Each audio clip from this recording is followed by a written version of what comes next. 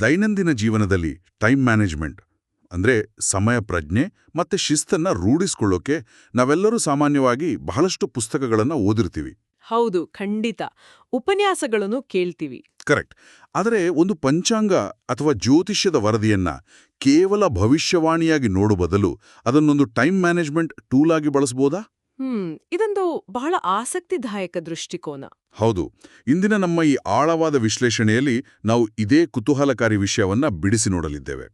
ನಮ್ಮ ಇಂದಿನ ಮೂಲವಸ್ತು ದೃಕ್ಪಂಚಾಂಗದ ಆಧಾರದ ಮೇಲೆ ಸಿದ್ಧಪಡಿಸಲಾದ ಒಂದು ಸಮಗ್ರ ವರದಿ. ಅಂದ್ರೆ ಇದು ನಿರ್ದಿಷ್ಟವಾಗಿ ವೃಶ್ಚಿಕ ರಾಶಿಯವರ ಬಗ್ಗೆ ಅಲ್ವಾ?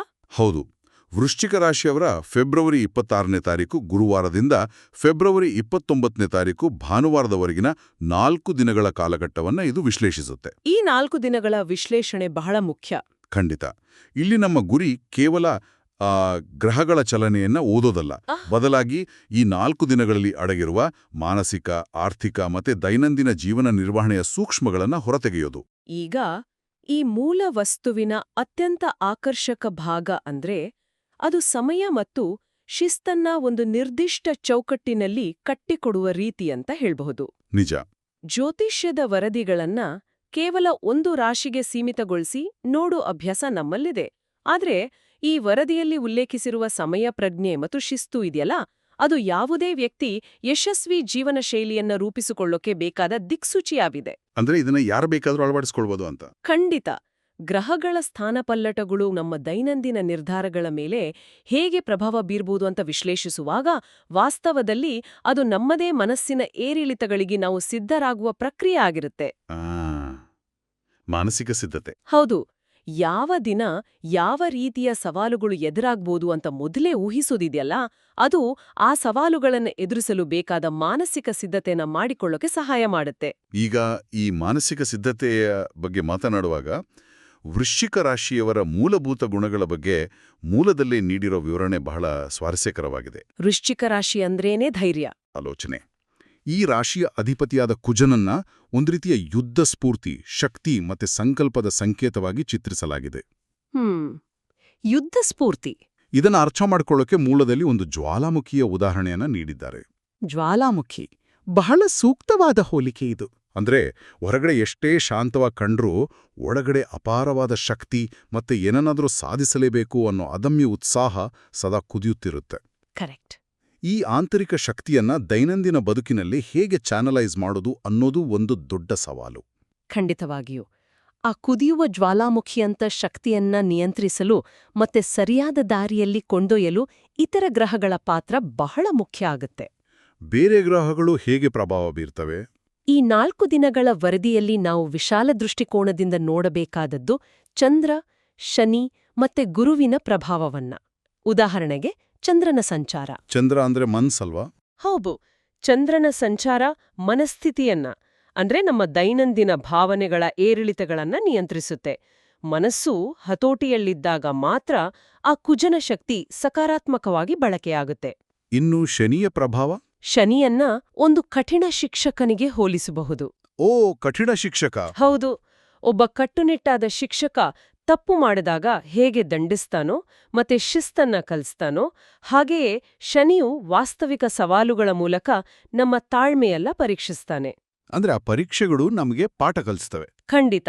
ಈ ಪರೀಕ್ಷೆಗಳ ನಡುವೆ ಮಾರ್ಗದರ್ಶನ ನೀಡಲು ಗುರುಗ್ರಹ ಇದೆ. ಕಷ್ಟದ ಸಮಯದಲ್ಲಿ ವಿವೇಚನೆಯನ್ನ ಬಳಸಿ ಸರಿಯಾದ ದಾರಿ ಕಂಡುಕೊಳ್ಳುವ ಪ್ರಕ್ರಿಯೆಯನ್ನ ಗುರುವಿನ ಆಶೀರ್ವಾದ ಅಂತ ಕರೆಯಬಹುದು. ಬಹಳ ಸುಂದರವಾದ ವಿವರಣೆ ಇದು.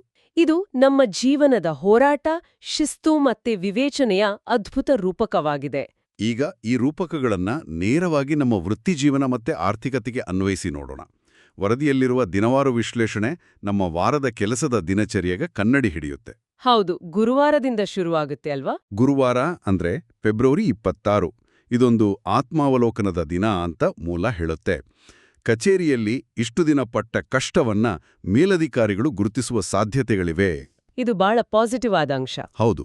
ತಕ್ಷಣವೇ ಶುಕ್ರವಾರ ಅಂದ್ರೆ ಫೆಬ್ರವರಿ 27ರಂದು ಪರಿಸ್ಥಿತಿ ಸಂಪೂರ್ಣ ಬದಲಾಗುತ್ತೆ. ಅಂದು ಮಾತಿಗೆ ಬಹಳ ಬೆಲೆ ಬರುವ ದಿನ ಮತ್ತೆ ತಂಡವನ್ನ ಮುನ್ನಡೆಸುವ ನಾಯಕತ್ವದ ಅವಕಾಶಗಳು ಒದಗಿ ಬರಬಹುದು ಅಂತ ವರದಿ ಸೂಚಿಸುತ್ತೆ. ನಾಯಕತ್ವದ ಅವಕಾಶ. ಆದರೆ ನಾಯಕತ್ವ ಒಲಿದು ಬಂದಾಗ ಅದನ್ನು ನಿಭಾಯಿಸುವ ರೀತಿಯ ಬಗ್ಗೆ ಸ್ವಲ್ಪ ಎಚ್ಚರಿಕೆ ವಹಿಸಬೇಕಲ್ವಾ? ಕೇವಲ ಅಧಿಕಾರ ಸಿಕ್ಕ ತಕ್ಷಣ ಎಲ್ಲವೂ ಸುಗಮ ಆಗೋದಿಲ್ಲ. ಅಲ್ಲಿಯೇ ನಾವು ಮಾತಿನ ಮೃದುತ್ವ ಮತ್ತೆ ಅಹಂಕಾರವಿಲ್ಲದ ನಾಯಕತ್ವದ ಶುಕ್ರವಾರ ಸಹಜವಾಗಿಯೇ ಒಂದು ಮಟ್ಟದ ಆತ್ಮವಿಶ್ವಾಸ ಬರುತ್ತೆ. ಹೌದು, ಓವರ್ ಕಾನ್ಫಿಡೆನ್ಸ್ ಆಗಬಾರ್ದು ಅಷ್ಟೇ. ಅದೇ, ಆ ಆತ್ಮವಿಶ್ವಾಸ ಅಹಂಕಾರವಾಗಿ ಬದಲಾಗಬಾರ್ದು. ತಂಡವನ್ನ ಮುನ್ನಡೆಸುವ ಅವಕಾಶ ಸಿಕ್ಕಾಗ ಕೇವಲ ಆದೇಶಗಳನ್ನ ನೀಡೋದಲ್ಲ, ಎಲ್ಲರನ್ನೂ ವಿಶ್ವಾಸಕ್ಕೆ ತೆಗೆದುಕೊಂಡು ಹೋಗುವ ಮೃದುತ್ವ ಬೇಕು. ಅಂದ್ರೆ ಆ ಮಾತಿನಲ್ಲಿ ತೂಕ ಇರಬೇಕು. ಖಂಡಿತ. ಶುಕ್ರವಾರ ಮಾತಿಗೆ ಬೆಲೆ ಬರುತ್ತೆ ಅಂದ್ರೆ ಆ ಮಾತುಗಳು ತೂಕಬದ್ಧವಾಗಿರ್ಬೇಕು ಮತ್ತೆ ಇತರರನ್ನ ನೋಯಿಸದಂತೆ ಇರ್ಬೇಕು. ವೃತ್ತಿ ಜೀವನದಲ್ಲಿ ಶಾಶ್ವತ ಯಶಸ್ಸು ಸಿಗೋದು ಈ ರೀತಿಯ ಅಹಂಕಾರವಿಲ್ಲದ ನಾಯಕತ್ವದಿಂದ ಮಾತ್ರ. ಆರ್ಥಿಕ ವಿಚಾರದಲ್ಲೂ ಗುರುವಾರ ಮತ್ತೆ ಶುಕ್ರವಾರದ ನಡುವೆ ಒಂದು ಸ್ಪಷ್ಟವಾದ ವ್ಯತ್ಯಾಸ ಇದೆ. ಗುರುವಾರ ಕೌಟುಂಬಿಕ ಅಗತ್ಯಗಳಿಗಾಗಿ ಸ್ವಲ್ಪ ಖರ್ಚುಗಳು ಎದುರಾಗಬಹುದು. ಫ್ಯಾಮಿಲಿ ಖರ್ಚುಗಳು. ಆದರೆ ಶುಕ್ರವಾರ ಹಳೆಯ ಬಕಾಯಿ ಹಣ ವಾಪಸ್ ಬರೋದು ಅಥವಾ ಒಂದು ಸಣ್ಣ ಲಾಭದ ಸೂಚನೆ ಇದೆ. ಈ ಸಣ್ಣ ಆರ್ಥಿಕ ಚೇತರಿಕೆ ವಾರಾಂತ್ಯಕ್ಕೆ ಹೋಗುವ ಮುನ್ನ ಒಂದು ಸಕಾರಾತ್ಮಕ ಭಾವನೆಯನ್ನ ನೀಡುತ್ತೆ. ವೀಕೆಂಡ್ ಶುರು ಆಗುವಾಗ ಒಂದು ರಿಲೀಫ್ ಸಿಗುತ್ತೆ. ಆದರೆ ವಾರಾಂತ್ಯದ ಚಿತ್ರಣವೇ ಬೇರೆಯಾಗಿದೆ. ಶನಿವಾರ ಫೆಬ್ರವರಿ 28 ಒಂದು ಎಚ್ಚರಿಕೆಯ ದಿನ ಅಂತ ಮೂಲ ಬಹಳ ಸ್ಪಷ್ಟವಾಗಿ ಹೇಳುತ್ತೆ. ಶನಿವಾರ ಅಂದ್ರೆ ಆ ಶನಿಯ ಪ್ರಭಾವ. ಹೌದು, ಕಚೇರಿಯಲ್ಲಿ ಡೆಡ್ಲೈನ್ಗಳು, ಪೆಂಡಿಂಗ್ ಇರುವ ಕೆಲಸಗಳ ಒತ್ತಡ ತಲೆನೋವು ತರಬಹುದು. ಈ ಒತ್ತಡವನ್ನು ನಿಭಾಯಿಸಲು ಬೆಳಗಿನ ಕೆಲಸಗಳನ್ನು ಬೆಳಗ್ಗೆಯೇ ಮುಗಿಸಿಕೊಳ್ಳುವಂತೆ ಸೂಚಿಸಲಾಗಿದೆ. ಇದು ಬಹಳ ಮುಖ್ಯವಾದ ಟೈಮ್ ಮ್ಯಾನೇಜ್ಮೆಂಟ್ ಟಿಪ್. ಜೊತೆಗೆ ಆರ್ಥಿಕವಾಗಿ ಆನ್ಲೈನ್ನಲ್ಲಿ ಕಾಣುವ ಆಫರ್ಗಳನ್ನು ನೋಡಿ ಆಕರ್ಷಿತರಾಗಿ ಅನಗತ್ಯ ಖರ್ಚು ಮಾಡಬಾರದು ಅನ್ನೋ ಎಚ್ಚರಿಕೆಯೂ ಇದೆ.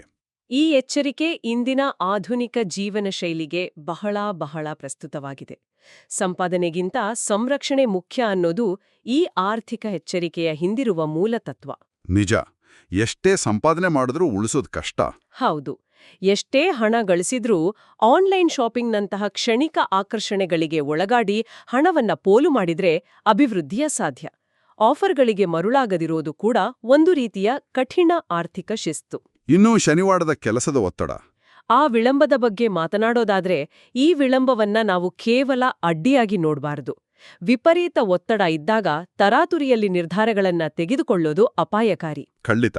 ಹಾಗಾಗಿ ಪ್ರಕೃತಿಯೇ ನಮಗೆ ಒಂದು ಪಾಸ್ ಬಟನ್ ಅಂದ್ರೆ ಒಂದು ವಿರಾಮ ಒದಗಿಸಿದೆ ಅಂತ ಭಾವಿಸ್ಬೇಕು. ಒಂದು ಕ್ಷಣ ನಿಂತು ಯೋಚಿಸಿ ಪರಿಸ್ಥಿತಿಯನ್ನ ಅವಲೋಕಿಸಿ ಹೆಜ್ಜೆ ಇಡಲು ಸಿಕ್ಕ ಅವಕಾಶ ಇದು. ಆ ಪಾಸ್ ಬಟನ್ ಪರಿಕಲ್ಪನೆ ನಿಜಕ್ಕೂ ಪ್ರಾಯೋಗಿಕವಾಗಿದೆ. ಆ ಒತ್ತಡವನ್ನು ನಿಭಾಯಿಸಿದ ನಂತರ ಬರುವ ಭಾನುವಾರ ಫೆಬ್ರವರಿ 29 ಸಂಪೂರ್ಣವಾಗಿ ಭಿನ್ನವಾದ ಶಕ್ತಿಯನ್ನು ತರುತ್ತೆ. ಭಾನುವಾರ ಸೂರ್ಯನ ಪ್ರಭಾವ ಇರುತ್ತೆ. ಹೌದು, ಸೂರ್ಯನ ಪ್ರಭಾವದಿಂದಾಗಿ ಮತ್ತೆ ನಾಯಕತ್ವದ ಗುಣಗಳು ಹೊರಹೊಮ್ಮುತ್ತವೆ, ವ್ಯಾಪಾರಿಗಳಿಗೆ ಹೊಸ ಕಸ್ಟಮರ್ಗಳ ಪರಿಚಯವಾಗಬಹುದು ಅಂತ ವರದಿ ಹೇಳುತ್ತೆ. ಇದು ಬಹಳ ಆಶಾದಾಯಕವಾಗಿದೆ. ಎಲ್ಲಕ್ಕಿಂತ ಮುಖ್ಯವಾಗಿ ಭಾನುವಾರ ಉಳಿತಾಯವನ್ನ ಪ್ರಾರಂಭಿಸಲು ಅತ್ಯುತ್ತಮ ದಿನ ಅಂತ ಉಲ್ಲೇಖಿಸಲಾಗಿದೆ. ಅಂದ್ರೆ ಶನಿವಾರದಂದು ಖರ್ಚಿಗೆ ಕಡಿವಾಣ ಹಾಕಿ ಭಾನುವಾರದಂದು ಭವಿಷ್ಯಕ್ಕಾಗಿ ಹಣವನ್ನ ಕೂಡಿಡುವ ನಿರ್ಧಾರ ಮಾಡೋದು ಒಂದು ಸಂಪೂರ್ಣ ಆರ್ಥಿಕ ಪ್ರಬುದ್ಧತೆ. ಭಾನುವಾರದಂದು ಸೂರ್ಯನ ಪ್ರಭಾವ ಕೇವಲ ನಾಯಕತ್ವವನ್ನಷ್ಟೇ ಅಲ್ಲ, ಭವಿಷ್ಯದ ಬಗ್ಗೆ ಒಂದು ಸ್ಪಷ್ಟತೆಯನ್ನು ನೀಡುತ್ತೆ. ಅಂದ್ರೆ ಆರ್ಥಿಕ ಭದ್ರತೆಯ ಕಡೆಗೆ. ಹೌದು. ಉಳಿತಾಯವನ್ನ ಪ್ರಾರಂಭಿಸೋದು ಕೇವಲ ಬ್ಯಾಂಕ್ ಖಾತೆಗೆ ಹಣ ವರ್ಗಾಯಿಸೋದಲ್ಲ, ಅದೊಂದು ಭವಿಷ್ಯದ ಬಗೆಗಿನ ಭರವಸೆ ಮತ್ತೆ ನಂಬಿಕೆ. ಶನಿವಾರದ ಗೊಂದಲಗಳನ್ನೆಲ್ಲ ಬದಿಗಿಟ್ಟು ಭಾನುವಾರ ಪ್ರಶಾಂತವಾದ ಮನಸ್ಸಿನಿಂದ ಆರ್ಥಿಕ ಭದ್ರತೆಯ ಕಡೆಗೆ ಹೆಜ್ಜೆ ಇಡೋದು ಒಂದು ವ್ಯವಸ್ಥಿತ ಜೀವನದ ಲಕ್ಷಣ. ಈಗ ವೃತ್ತಿ ಆರ್ಥಿಕತೆಯಿಂದ ಸ್ವಲ್ಪ ಹೊರಬಂದು ಜೀವನದ ಮತ್ತೊಂದು ಅತ್ಯಂತ ಸೂಕ್ಷ್ಮವಾದ ಮಗ್ಗುಲನ್ನು ನೋಡೋಣ. ಸಂಬಂಧಗಳ ಬಗ್ಗೆ ಅಲ್ವಾ? ಹೌದು, ಅದೇ ಸಂಬಂಧಗಳು ಮತ್ತು ಭಾವನೆಗಳು. ವರದಿಗಾರನು ಸಂಬಂಧಗಳ ಏರಿಳಿತಗಳನ್ನು ಬಹಳ ಎಚ್ಚರಿಕೆಯಿಂದ ವಿಶ್ಲೇಷಣಿಸಿದ್ದಾರೆ. ಗುರುವಾರ ಮನೆಯಲ್ಲಿ ಸ್ವಲ್ಪ ಗಂಭೀರ ವಾತಾವರಣ ಇರಬಹುದು. ಮಾತನಾಡುವಾಗ ಸ್ವಲ್ಪ ಎಚ್ಚರಿಕೆ ಅಗತ್ಯ ಇರುತ್ತೆ. ಕರೆಕ್ಟ್. ಆದರೆ ಶುಕ್ರವಾರ ಸಂಬಂಧಗಳಲ್ಲಿ ಮಧುರತೆ ಇರುತ್ತೆ. ಪ್ರೇಮಿಗಳಿಗೆ ತಮ್ಮ ಭಾವನೆಗಳನ್ನ ಬಹಳ ದಿನಗಳಿಂದ ಹೇಳ್ಕೊಳ್ಬೇಕಂದಿದ್ದ ವಿಷಯಗಳನ್ನ ಮುಕ್ತವಾಗಿ ವ್ಯಕ್ತಪಡಿಸಲು ಇದೊಂದು ಸೂಕ್ತ ಸಮಯ. ಇದು ಶುಕ್ರವಾರದ ಪಾಸಿಟಿವ್ ಎನರ್ಜಿ. ಆದರೆ ಮತ್ತೆ ಶನಿವಾರ ಪರಿಸ್ಥಿತಿ ಬಿಗಿಯಾಯಿತು. ಸಣ್ಣ ಮಾತು ದೊಡ್ಡ ವಿವಾದವಾಗಿ ಅಪಾರ್ಥಕ್ಕೆ ಎಡೆಮಾಡಿಕೊಡುವ ಅಪಾಯವಿದೆ ಅಂತ ಎಚ್ಚರಿಸಲಾಗಿದೆ. ಶನಿವಾರ ಸ್ವಲ್ಪ ಸೆನ್ಸಿಟಿವ್ ದಿನ. ಭಾನುವಾರದ ಹೊತ್ತಿಗೆ ಇದೆಲ್ಲವೂ ತಿಳಿಯಾಗಿ ಕುಟುಂಬದೊಂದಿಗೆ ಸಮಯ ಕಳೆಯಲು, ಒಟ್ಟಿಗೆ ಊಟ ಮಾಡಲು ಸೂಕ್ತ ದಿನ ಆಗುತ್ತೆ. ಈ 4 ದಿನಗಳಲ್ಲಿ ಭಾವನೆಗಳ ಗ್ರಾಫ್ ಇಷ್ಟೊಂದು ವಿಪರೀತವಾಗಿ ಏರಿಳಿಕಾಗುವುದನ್ನು ಹೇಗೆ ವಿಶ್ಲೇಷಿಸಬಹುದು? ಇಲ್ಲಿ ನಾವು ಮತ್ತೆ ವೃಶ್ಚಿಕ ರಾಶಿಯವರ ಮಾನಸಿಕತೆಯನ್ನ ನೆನ್ಪಿಸ್ಕೊಳ್ಬೇಕು. ಹೊರಗಡೆ ಕಠಿಣವಾಗಿ ಜ್ವಾಲಾಮುಖಿಯಂತೆ ಕಂಡ್ರೂ ಒಳಗಡೆ ಅವರು ಅಷ್ಟೇ ಭಾವುಕರಾಗಿರ್ತಾರೆ. ಅಂದ್ರೆ ಆ ಭಾವುಕತೆಯೇ ಈ ಎಲ್ಲದಕ್ಕೂ ಕಾರಣ. ಹೌದು, ಈ ಭಾವುಕತೆಯ ಸಂಬಂಧಗಳಲ್ಲಿ ಏರಿಳಿತಗಳಿಗೆ ಕಾರಣ ಆಗುತ್ತೆ. ಗುರುವಾರದ ಗಂಭೀರತೆ ಮತ್ತೆ ಶನಿವಾರದ ವಿವಾದಗಳ ಹಿಂದೆ ಈ ಭಾವುಕತೆಯು ಕೆಲವೊಮ್ಮೆ ಅನುಮಾನದ ರೂಪವನ್ನ ತಾಳುವ ಸಾಧ್ಯತೆಗಳಿರ್ತವೆ. ಅನುಮಾನ ಬಂದ್ರೆ ಕಷ್ಟ. ಅದೇ, ಅನುಮಾನ ಸಂಬಂಧವನ್ನ ದೂರ ಮಾಡುತ್ತೆ, ನಂಬಿಕೆ ಬಲಪಡಿಸುತ್ತೆ ಅನ್ನೋ ತತ್ವವನ್ನ ನಾವಿಲ್ಲಿ ಅನ್ವಯಿಸ್ಕೋಬೇಕು. ಶನಿವಾರ ಸಣ್ಣ ಮಾತು ವಿವಾದ ಆಗತ್ತೆ ಅಂದ್ರೆ ಅಲ್ಲಿ ಪಾರದರ್ಶಕತೆಯ ಕೊರತೆ ಅಥವಾ ಅತಿಯಾದ ಸೂಕ್ಷ್ಮತೆ ಇರಬಹುದು. ಅಂದ್ರೆ ತಾಳ್ಮೆ ಬಹಳ ಮುಖ್ಯ ಅಲ್ಲಿ. ಖಂಡಿತ. ಯಾವುದೇ ಸಂಬಂಧ ಗಟ್ಟಿಯಾಗ್ಬೇಕಾದ್ರೆ ಕೋಪವನ್ನ ನಿಯಂತ್ರಿಸಿಕೊಳ್ಳುವ ತಾಳ್ಮೆ ಬೇಕು. ಶನಿವಾರ ಬರುವ ಕೋಪವನ್ನ ತಡೆಹಿಡಿದು ಭಾನುವಾರದಂದು ಪ್ರೀತಿಯಿಂದ ಸಮಯ ಕಳೆಯೋದು ಭಾವನಾತ್ಮಕ ಪ್ರಬುದ್ಧತೆಯ ಸಂಕೇತವಾಗಿದೆ.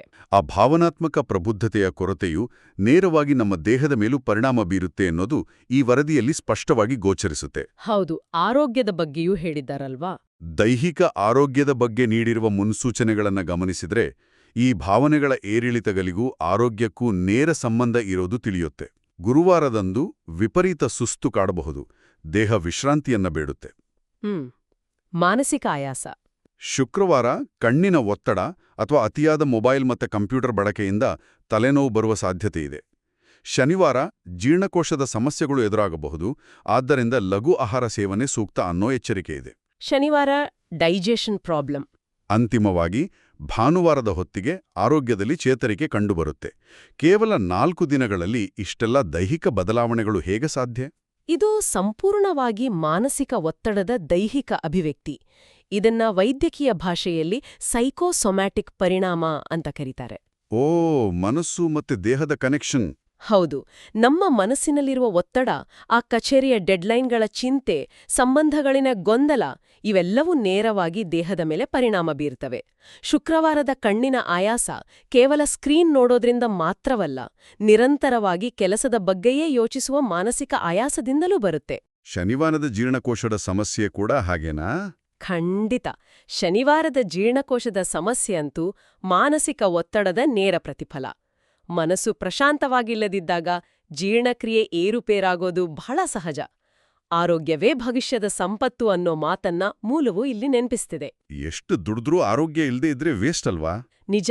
ಎಷ್ಟೇ ಹಣ ಗಳಿಸಿದ್ರೂ ಒತ್ತಡದ ಬದುಕಿನಿಂದಾಗಿ ಆರೋಗ್ಯ ಹಾಳಾದ್ರೆ ಅದಕ್ಕೆ ಬೆಲೆ ಇಲ್ಲ.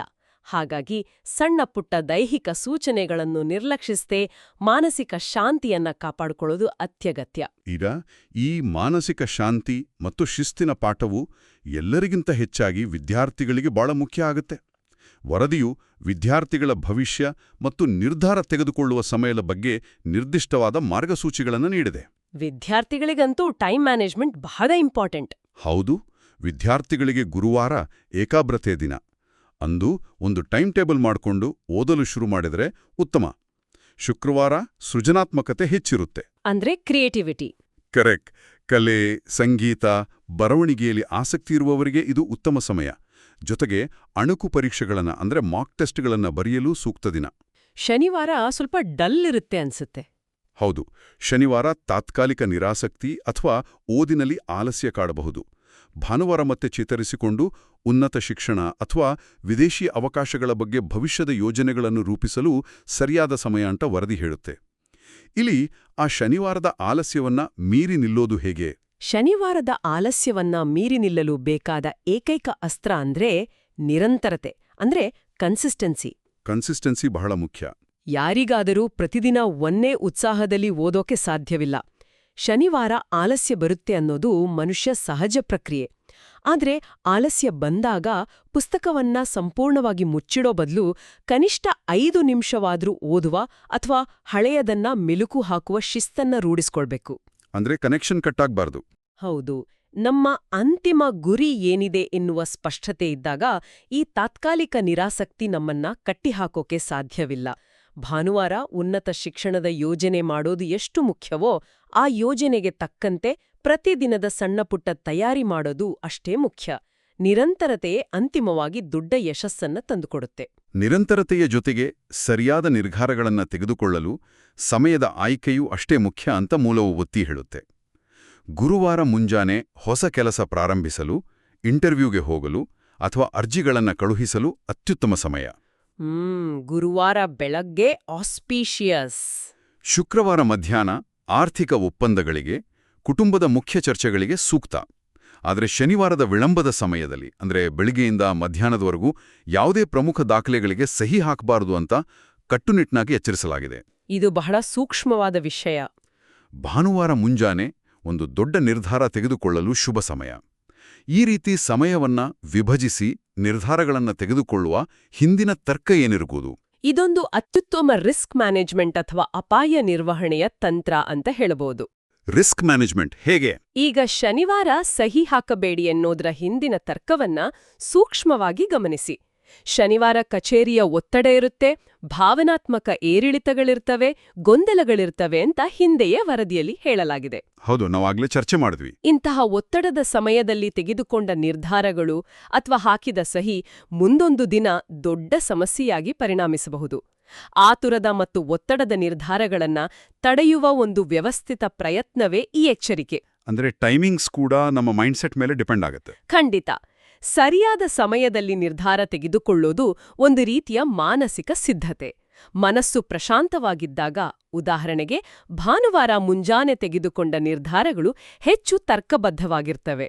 ಈ ಎಲ್ಲಾ ಒತ್ತಡಗಳನ್ನ ಮತ್ತೆ ದೈನಂದಿನ ಸವಾಲುಗಳನ್ನ ಎದುರಿಸಲು ವರದಿಯ ಕೊನೆಯಲ್ಲಿ ಕೆಲವು ಆಧ್ಯಾತ್ಮಿಕ ಪರಿಹಾರಗಳನ್ನು ಸೂಚಿಸಲಾಗಿದೆ. ರೆಮಿಡೀಸ್ ಬಗ್ಗೆ. ಹೌದು. ಆದರೆ ಇಲ್ಲಿ ಗಮನಿಸಬೇಕಾದ ಆಸಕ್ತಿದಾಯಕ ಅಂಶ ಏನಂದ್ರೆ, ಈ ಪರಿಹಾರಗಳು ಕೇವಲ ದೇವರ ಪೂಜೆಗೆ ಸೀಮಿತವಾಗಿಲ್ಲ. ದಾನ ಮಾಡೋದು, ಹಿರಿಯರನ್ನ ಗೌರವಿಸೋದು ಮತ್ತೆ ಪ್ರಾಮಾಣಿಕವಾಗಿರೋದು ಕೂಡ ಪರಿಹಾರದ ಭಾಗವಾಗಿದೆ. ಇದು ನಿಜವಾದ ಆಧ್ಯಾತ್ಮಿಕತೆ. ನಿರ್ದಿಷ್ಟವಾಗಿ ಹೇಳೋದಾದ್ರೆ, ಗುರುವಾರದಂದು ಹಳದಿ ವಸ್ತ್ರ ಧರಿಸೋದು, ಶುಕ್ರವಾರದಂದು ಆರ್ಥಿಕ ಸ್ಥಿರತೆಗಾಗಿ ಲಕ್ಷ್ಮೀ ಪೂಜೆ ಮಾಡೋದು, ಮತ್ತೆ ದೀಪ ಹಚ್ಚೋದು, ಶನಿವಾರದ ಕಷ್ಟಗಳನ್ನು ಕಡಿಮೆ ಮಾಡಲು ಎಳ್ಳೆಣ್ಣೆ ದೀಪ ಹಚ್ಚೋದು, ಮತ್ತೆ ವೃದ್ಧರನ್ನ ಗೌರವಿಸೋದು, ಭಾನುವಾರದಂದು ಸೂರ್ಯನಿಗೆ ಅರ್ಘ್ಯ ಸಮರ್ಪಿಸಿ ಆದಿತ್ಯ ಹೃದಯ ಪಠಣ ಮಾಡೋದ್ರಿಂದ ಆತ್ಮವಿಶ್ವಾಸ ಹೆಚ್ಚುತ್ತೆ ಅಂತ ಪಟ್ಟಿ ಮಾಡಲಾಗಿದೆ. ಈ ಪರಿಹಾರಗಳ ಆಳವಡ ಅರ್ಥವನ್ನ ನಾವು ಅರ್ಥ ಮಾಡಿಕೊಳ್ಳಬೇಕು. ಇವು ಕೇವಲ ಧಾರ್ಮಿಕ ಆಚರಣೆಗಳಲ್ಲ, ಬದಲಾಗಿ ಒಬ್ಬ ಉತ್ತಮ ಮನುಷ್ಯನಾಗುವ ಪ್ರಕ್ರಿಯೆ ಮತ್ತೆ ಮಾನಸಿಕ ನೆಲೆಗಟ್ಟನ್ನ, ಅಂದ್ರೆ ಗ್ರೌಂಡಿಂಗ್ ಟೆಕ್ನಿಕ್ಸ್ ಅನ್ನ ಕಂಡುಕೊಳ್ಳುವ ಸಾಧನಗಳು. ಗ್ರೌಂಡಿಂಗ್ ಟೆಕ್ನಿಕ್ಸ್, ಇದು ಒಳ್ಳೆ ಪದ. ಹೌದು. ವೃದ್ಧರನ್ನ ಗೌರವಿಸೋದು ಅಥವಾ ದಾನ ಮಾಡೋದು ನಮ್ಮಲ್ಲಿನ ಅಹಂಕಾರವನ್ನ ಕಡಿಮೆ ಮಾಡುತ್ತೆ ಮತ್ತೆ ನಮ್ಗಿಂತ ಕಷ್ಟದಲ್ಲಿರುವವರ ಬಗ್ಗೆ ಸಹಾನುಭೂತಿಯನ್ನ ಹುಟ್ಟುಹಾಕುತ್ತೆ. ದೀಪ ಹಚ್ಚೋದು ಕೂಡ ಹಾಗೇನಾ? ಖಂಡಿತ. ದಿನವಿಡೀ ಇರುವ ನಕಾರಾತ್ಮಕ ಆಲೋಚನೆಗಳನ್ನು ದೂರ ಮಾಡಲು ದೀಪ ಹಚ್ಚೋದು ಅಥವಾ ಆದಿತ್ಯ ಹೃದಯ ಪಠನದಂತಹ ಆಚರಣೆಗಳು ಮನಸ್ಸಿಗೆ ಒಂದು ಕೇಂದ್ರಬಿಂದುವನ್ನ ಒದಗಿಸುತ್ತವೆ. ಇದು ದೈನಂದಿನ ಜೀವನದಲ್ಲಿ ಸಕಾರಾತ್ಮಕತೆಯನ್ನ ತರುವ ಮತ್ತೆ ನಮ್ಮನ್ನ ನಾವು ಸರಿದಾರಿಯಲ್ಲಿ ಇಟ್ಟುಕೊಳ್ಳುವ ಪ್ರಾಯೋಗಿಕ ವಿಧಾನಗಳಾಗಿವೆ. ಈ ಸಂಪೂರ್ಣ ವಿಶ್ಲೇಷಣೆಯನ್ನ ಒಟ್ಟುಗೂಡಿಸಿ ನೋಡೋದಾದ್ರೆ, ಈ 4 ದಿನಗಳ ವರದಿಯು ನಮಗೆ 3 ಬಹುಮುಖ್ಯ ಸೂತ್ರಗಳನ್ನು ನೆನಪಿಸುತ್ತೆ: ತಾಳ್ಮೆ, ಶಿಸ್ತು ಮತ್ತೆ ನಂಬಿಕೆ. ಇದು ಎಲ್ಲದರ ಸಾರಾಂಶ.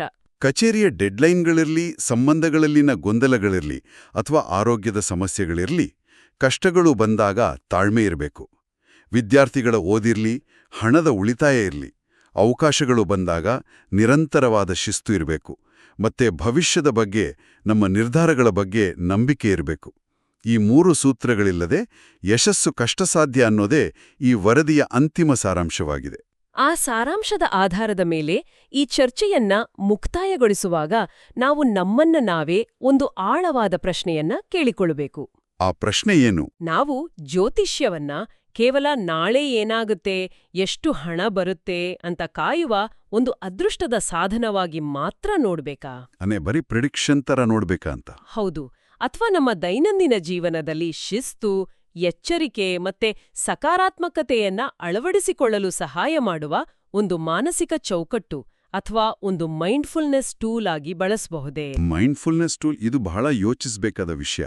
ಶನಿವಾರ ಒತ್ತಡ ಇರುತ್ತೆ ಅನ್ನೋ ಗ್ರಹಗಳ ಚಲನೆಯ ನೆಪದಲ್ಲಾದ್ರೂ ಸರಿ, ಮನುಷ್ಯ ತನ್ನ ಕೋಪವನ್ನ ನಿಯಂತ್ರಿಸಿಕೊಳ್ಳುವ, ತನ್ನ ಆರ್ಥಿಕ ದುಂದುವೆಚ್ಚಕ್ಕೆ ಕಡಿವಾಣ ಹಾಕುವ ಮತ್ತೆ ಪ್ರತಿದಿನ ತನ್ನನ್ನ ತಾನು ಸ್ವಲ್ಪವಾದ್ರೂ ಉತ್ತಮಗೊಳಿಸುವ ಪ್ರಯತ್ನ ಪಟ್ರೆ, ಆ ಪ್ರಯತ್ನವೇ ಈ ರೀತಿಯ ವರದಿಗಳ ಅಸಲಿ ಉದ್ದೇಶವಾಗಿರಬಹುದೇ? ಈ ಪ್ರಶ್ನೆ ನಮ್ಮ ದೈನಂದಿನ ನಿರ್ಧಾರಗಳಿಗೆ ಖಂಡಿತವಾಗಿಯೂ ಹೊಸ ದಿಕ್ಕಂಗ ನೀಡಬಲ್ಲದು. ನಮ್ಮನ್ನು ನಾವು ಪ್ರತಿದಿನ ತಿದ್ದಿಕೊಳ್ಳುವ ಮತ್ತೆ ಉತ್ತಮಗೊಳಿಸಿಕೊಳ್ಳುವ ಈ ನಿರಂತರ ಪ್ರಕ್ರಿಯೆಯೇ ಬದುಕಿನ ಅತಿದೊಡ್ಡ ಸೌಂದರ್ಯ. ಆ ಪ್ರಕ್ರಿಯೆಗೆ ಇಂತಹ ವರದಿಗಳು ಕೇವಲ ಒಂದು ನೆಪವಷ್ಟೇ. ಈ ಆಳವಾದ ವಿಶ್ಲೇಷಣೆಯಲ್ಲಿ ಚರ್ಚಿಸಿದ ಮಾನಸಿಕ ಶಿಸ್ತು ಮತ್ತೆ ವಿವೇಚನೆ ನಮ್ಮೆಲ್ಲರ ದೈನಂದಿನ ನಿರ್ಧಾರಗಳಲ್ಲಿ ಪ್ರತಿಫಲಿಸಲಿ. ಮುಂದಿನ ಚರ್ಚೆಯಲ್ಲಿ ಮತ್ತೊಂದು ಹೊಸ ಮೂಲವಸ್ತುವಿನೊಂದಿಗೆ ಹೊಸ ಒಳನೋಟಗಳನ್ನು ಹುಡುಕುತ್ತಾ ಮತ್ತೆ ಈ ವೇದಿಕೆಯಲ್ಲಿ ಸಿಗೋಣ. ಭವಿಷ್ಯದ ಬಗ್ಗೆ ಭರವಸೆ ಇರಲಿ, ವರ್ತಮಾನದಲ್ಲಿ ಶಿಸ್ತಿರಲಿ.